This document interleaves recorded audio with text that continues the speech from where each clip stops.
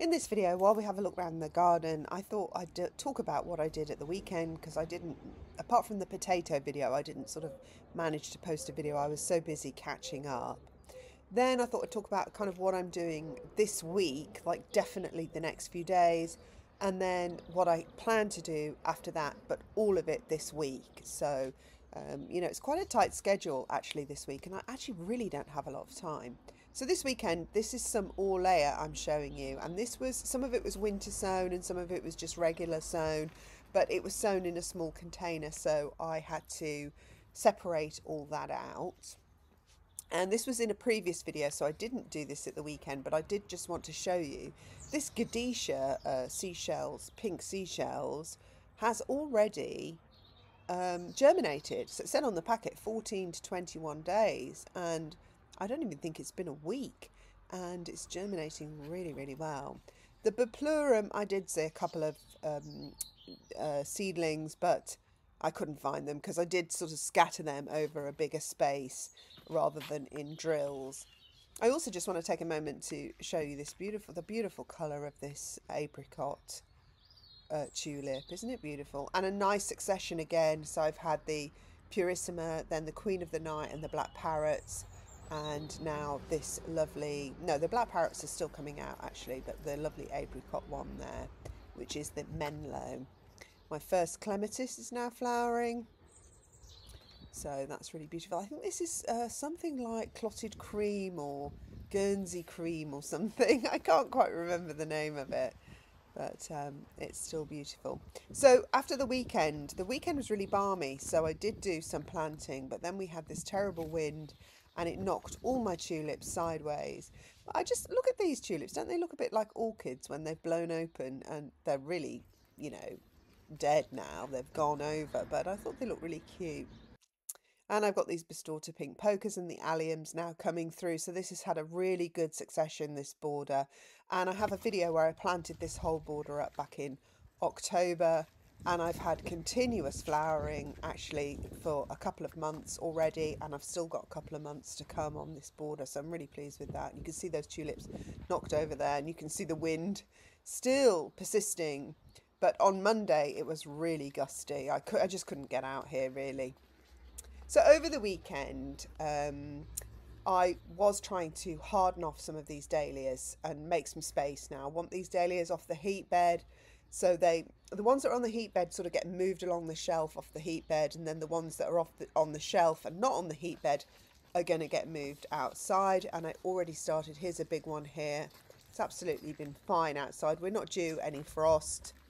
And here are some more. I just put a few out just to test the conditions to see how the dahlia would handle it after being sort of cosseted indoors.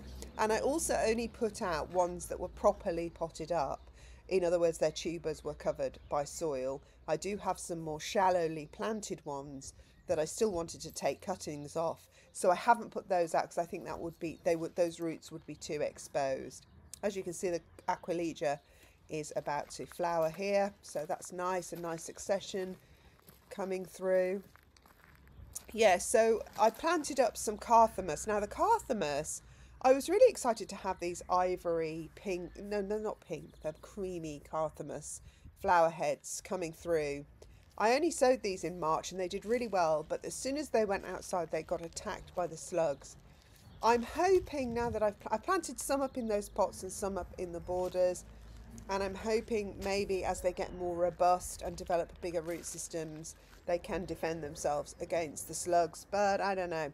I did put a few in the greenhouse just to protect them altogether from slug activity. There I'm just showing you where I planted out the Saponaria pink pokers that I had in the winter sowing bottles, and I planted up some Clary here, some in separate pots and some in another container.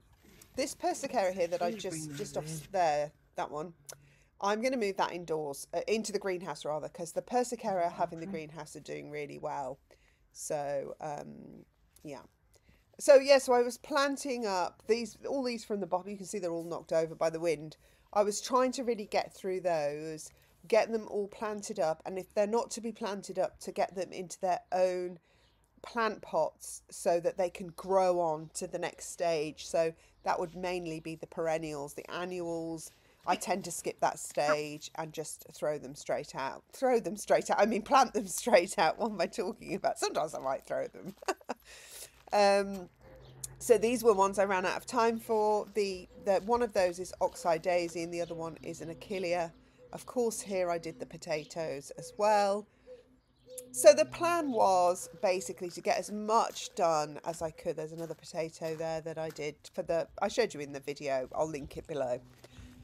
I still haven't finished with the potatoes either, but at least I've got some out now.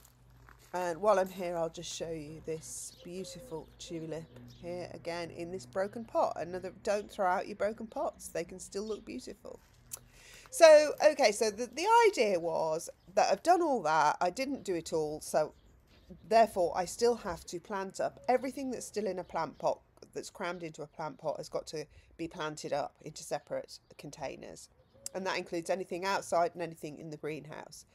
I have to get the dahlias out of the greenhouse and pot the ones up that are shallowly planted, and I can still take more cuttings from those as well.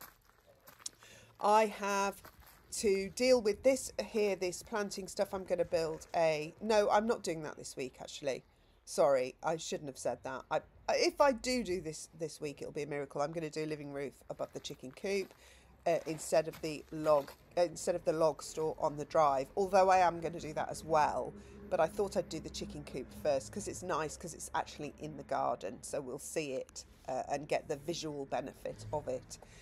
Whereas the log store, not so much because it's on the driveway. Right, so so get the dahlias out, take cuttings from the dahlias.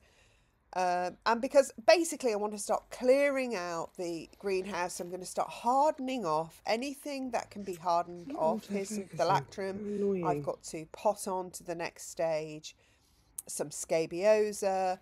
So everything is going on to the next stage now, and everything in the greenhouse is going to start coming outside.